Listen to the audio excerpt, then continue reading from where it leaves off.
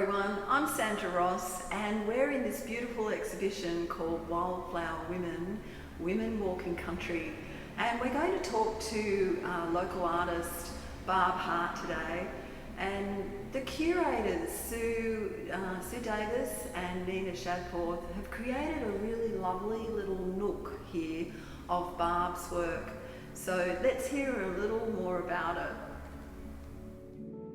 So this all started with travelling to Rainbow Beach and seeing these big expanses of yellow peas and bushes that were covered in wedding bush and areas of purple iris that were just flower after flower, small flowers that were repeated and repeated, which then made me think about creating artwork that was a repetitive print, to do a small lino cut print and then repeat it and repeat it and repeat it. So it could be small or it could be really huge.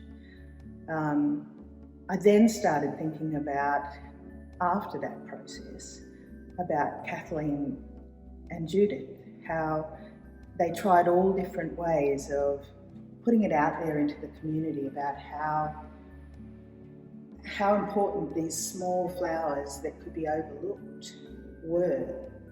And so I thought, well, maybe they would have even enjoyed to have had prints of these flowers on their dresses. In those days, the big flowing dresses. And they were out there in the Wallen country, drawing, painting, being inspired in these dresses. And wouldn't it have been nice if they could have been wearing them and people ask, oh, what a great print, what flower is that? Barb, I'm really interested in this idea that you must have been walking through the Wallen and you saw some rusty tins on the ground. What made you pick them up? Well, I actually intentionally rusted tin cans. These weren't ones that I picked up out there. We did pick up a lot of garbage. You could walk just off a track and be waist high in beautiful wildflowers, but to get there you sometimes had to pick your way through toilet paper and discarded things. Yes. And I really wanted to bring out that information to people that they needed to be more careful in these pristine areas that it's been worked so hard to keep them pristine, that we need to just keep being vigilant. And so the tin cans, because of the shape of the xanthorrhea, the grass tree, and the colour of the grass trees, when they go into seed, they're just rusty and beautiful. So it just lent itself to working with tin cans for that particular piece. But I've used waste fabric, and in one of them there is toilet paper that I've sprinkled rusted parts onto that have then been part of the work. So a continuum from the tin can pieces, I was then really looking at the shapes of flowers and how small and insignificant, but with really unusual shapes. So I started creating a piece that was in basket form, but the shape of the Gympie flower, that is just one continuous piece of cotton, waste cotton, that just goes on and on and on and round the little petals and back again.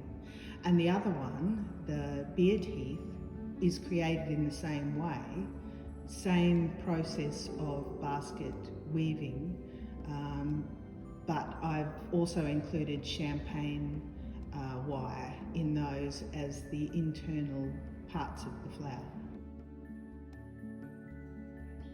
So this piece is kind of like the final piece of the repeat pattern lino cuts, and it was printed with all of the different flowers in there, and then over the top of a watercolour of fungi and lichens.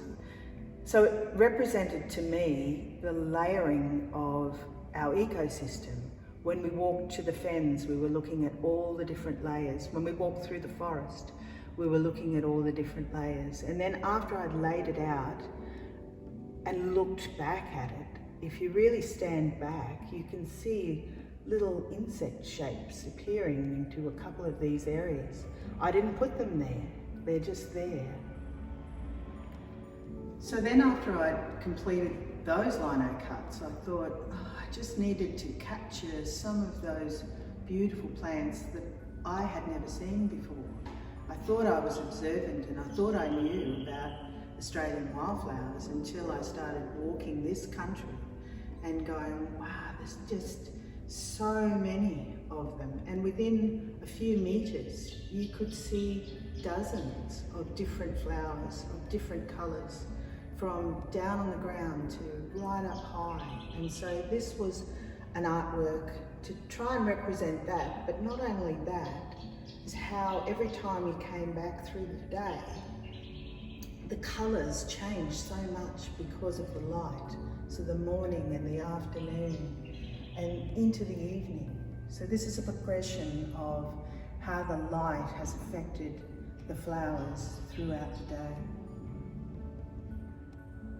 Thanks so much, Barb, for sharing a little more about your work. It's fascinating how you cross so many disciplines, you know, from weaving to cutting lino to printing, and this amazing idea of repeating a pattern or repeating a tiny little flower to create a pattern. Thank you again, Barb. It was really fun being here with you today. Yeah, well, thanks, Sandra, because it really has been a wonderful project to be part of. You know, I've learnt so much and have formed such good bonds with other artists. It's been great. Yeah, fabulous. Thanks.